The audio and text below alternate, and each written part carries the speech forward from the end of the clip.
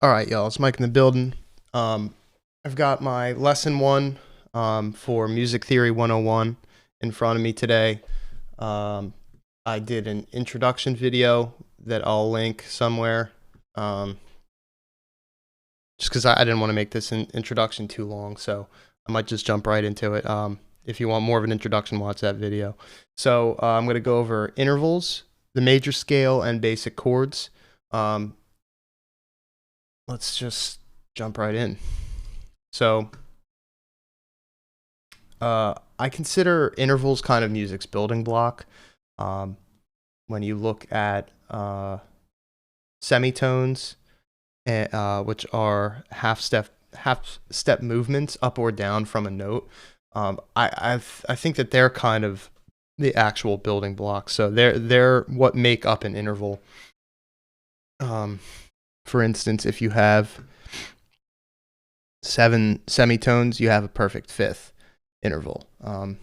All this stuff is really important with building chords and melodies. I mean, pretty much everything. So, what is an interval? An interval is just the distance between two notes. So, if you have a C and a G, like I said, that those two played together or one after another create a perfect fifth interval.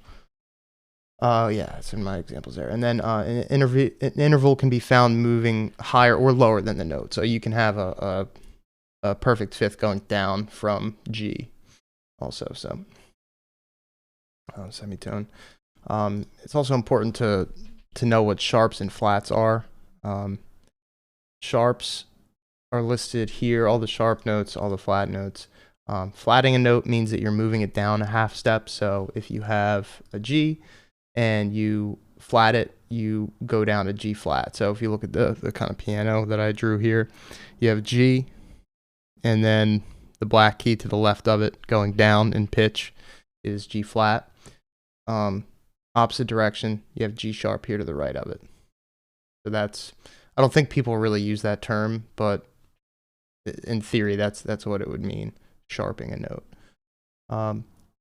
A sharp and B flat represent the same note. That's also important to know when you're looking at a piano, what key you're looking at. I like to think of sharps and flats depending on which direction you're going in. So if I go G up a note, I don't call it A flat, I call it G sharp, just because to me it just makes more sense. I don't know if that's something that I made up or for myself, or if it's actually like how you're supposed to use sharps and flats. A lot of this stuff, I tried not to reference outside things too much. I try to just kind of do it from memory so that it's like the most like personal version of music theory. Like it's how I see it, and a lot of it is very similar to anything else you would find at the starting point of music theory, but I tried to define things and explain things the way that I understand them, because obviously it makes sense to me. So then you have there's the idea too that there is no C flat, F flat, B sharp, or E sharp. So that's the black keys that are missing on a piano. If you look at the E and the F keys, there's no black key in the middle, so there's no E sharp technically and no F flat. Technically, it could be kind of similar to the sharps and flats being kind of the same key, where like you could say F flat is E, but nobody really does that. F flat would just be E. So then you have tones, which are just like semitones, but it's 2 semitones called a whole step. So that would be if, for example, if you were playing a piano, it'd be like moving up 2 keys. So G, 1, 2. So that's a whole step or a tone, G to A. If you were playing a guitar, it would be moving 2 frets up or down. And then an octave is just 12 semitones above whatever note you're describing. So in this example, I have it starting at C. You move up 12 semitones, you reach your octave, and all of it starts over again. There's 12 notes in the musical language. After the 12th, it repeats at a higher pitch. So I have some like kind of quizzes here, like on each thing. I guess we could try and just go through these real quick. So the perfect fifth above C. So a fifth is 7 half steps. So 7 half steps above a C would be 1, 2, 3, 4, 5, 6, 7. So that's a G.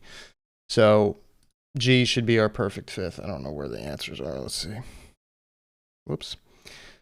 G, A. All right, let's skip to 3. The other name for D sharp would be E flat. Octave of E would just be E.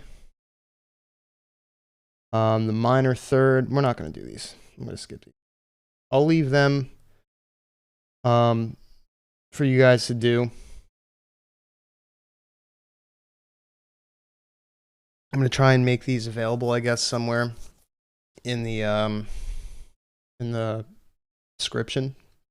So if you kind of want to go through those and just see if you're kind of getting it and understanding it, feel free there. You scroll down a little bit and you'll have all the answers there to check your work.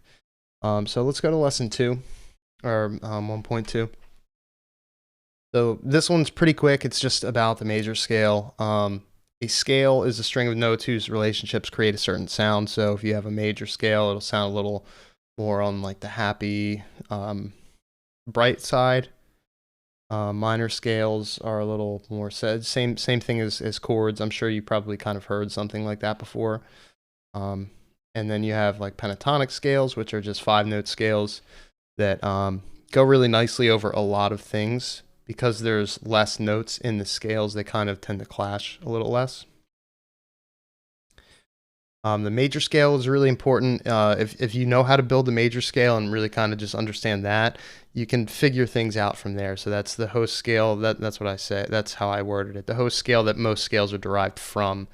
So for instance, you know the major scale, and you kind of learn like the combinations for the other scales as you go.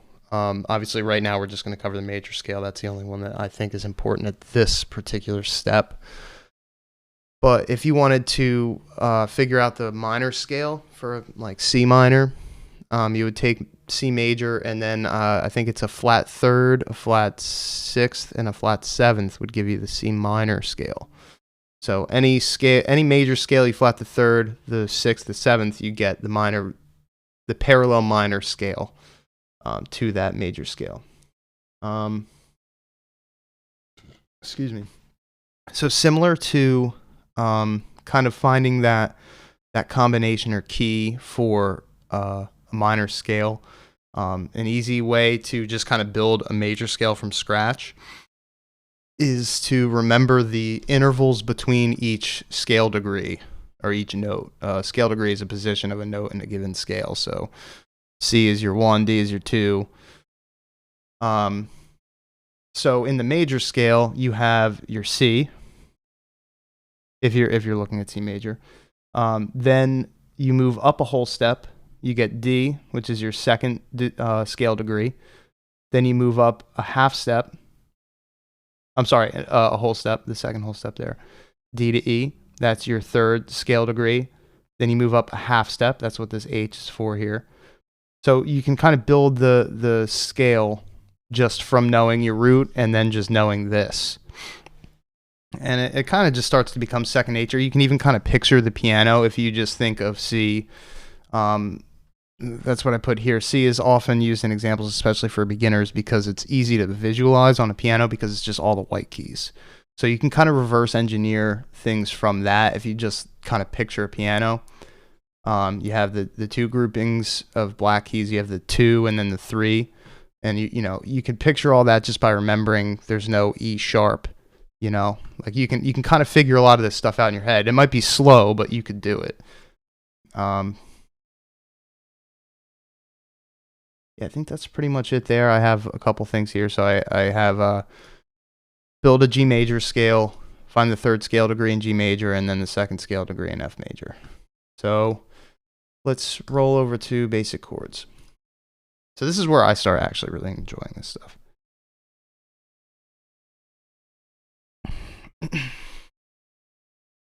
So a chord is any combination of two or more notes. Obviously, a single note is just a note. Once you have two or more, you have a chord. Two note chords are called diads, which I actually was like sort of familiar with. I never really used them, but interesting. Triads are really common. And then extended chords, which we're going to talk about probably in lesson 2 or maybe 3. So triads, it's a common type of chord consisting of 3 notes. Diad has 2, triad has 3. They're especially common on piano. If you're playing guitar, you're probably learning open chords, or maybe even bar chords, which are a little different. And then you have multiple types of triads. This is what I had mentioned briefly in the introduction video, where I omit certain type of chord here, just for the sake of keeping things a little more simple. We'll definitely touch on that later, but types of triads include major, minor, augmented, and diminished. So you have three parts of a triad chord. You have your root, 3 notes. You have your root note, your first, or your 1. It's the lowest note of a chord, usually dictating the chord's name. This changes with inversions. Again, that's something we're gonna cover at a later time. Chords will usually include the root and the quality of the chord. I think I meant to put chord names. So you have C major, or sometimes it'll just be written as C if it's a major chord, or you'll see A minor, and it'll have minor or a small lowercase m after the A to indicate that it's a minor. Then you have your third note, the middle note in a triad chord. It contributes to the quality of the chord. So you have your root, and then the other 2 notes pretty much they determine the quality of the chord, meaning whether it's major, minor, diminished, augmented, etc. The third or 3 is usually either a minor third or major third interval above the chord's root. So that touches a little bit on our 1.1 lesson there. Major third interval is 4 half steps or semitones, and that's found in major and augmented triads. The minor third interval is 3 half steps. That's found in minor and diminished triad chords. And then the difference between a major and a minor, I don't know why this always kind of stuck out to me in theory, and I feel like for some reason it was like the backbone of a lot of things. Like maybe it was just because it was like one of the first things that clicked. But the difference between a major and a minor chord is a flat 3, or a 3 played a half step lower. So you start with a major, C major chord. Like if you look in this table here, you'll see C is your 1, your 3, your 5, or C, E, G. And then if you flat the third, it becomes C minor, and you have that E flat in there. And then you have your 5th is the third element to your triad chord. Your 5th or your 5, it's your top note in the triad. It also contributes to chord quality in some chords. It's a perfect 5th, diminished 5th, or augmented 5th above the chord's root, depending on the chord. The perfect 5th interval is 7 half steps, which we talked about in the first part of the lesson. That's found in major and minor triad chords.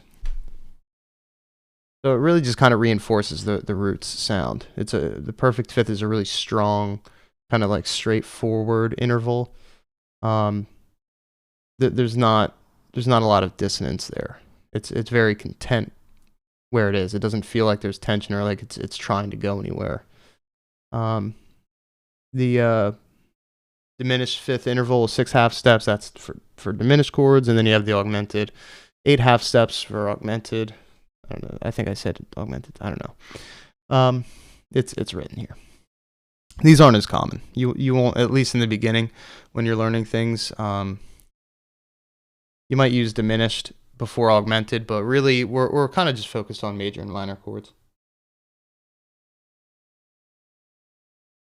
I also kind of have them laid out here in the table, so if you're a little more curious about the diminished and augmented chords, this is what they would look like written out or abbreviated. Diminished, you basically kind of have the same situation as you would with a minor, but you also flat the fifth. It's really kind of goofy sound. Same with the augmented. By themselves, these chords sound really bizarre, and you would wonder how or why people would play them. But when you're talking about music being mostly about tension and release, you realize that they really have a special job to do, you know. Reinforcing concepts here. What do we got? What is the root of F sharp minor? I like to start these kind of easier and then make them like a little, throw some curveballs, like make things a little more difficult as they go. What notes make up an F major chord? List the intervals that make up a minor chord. What is the fifth of A? What notes make up a C augmented chord? What's the difference between a major? Okay. Yeah, so I think that's decent first lesson. I feel like it really depends on what your background is in music. This could just seem like a no-brainer, and it's just like really redundant and just this might seem really unnecessary, and then to some people this might seem like Russian or just some crazy alien language. But hopefully, no matter who you are, it's helpful in some way. I find it helpful watching other people's. I watch a lot of music theory videos, and I encourage you to watch as many people as you can. I mean, I don't know if I really have much more to offer than other people as far as like how this is different. Besides, like I said, just kind of trying to not reference things immediately and just trying to work it out myself and explain it as clearly as I can. But I find putting this together and revisiting the beginning, you either find something you missed or something clicks that never really did before, or like you try to explain something and you're like, wait, I don't know how to explain that. So you have to kind of think it through a little bit more, and it's a good exercise, I think. So I think no matter what level you're at, this information could definitely be useful. And I encourage any feedback from anyone, whether if this is just like a poor video, or if I miss something, or if it's really boring. Any kind of feedback, just let me know. But I think I'm probably going to revise this a little bit. I might even end up doing this video over again, depending on how I feel about it, depending on what kind of feedback I get. But I think I definitely, or I already have ideas for a second lesson. I'm going to try and figure out what makes the most sense to go to next.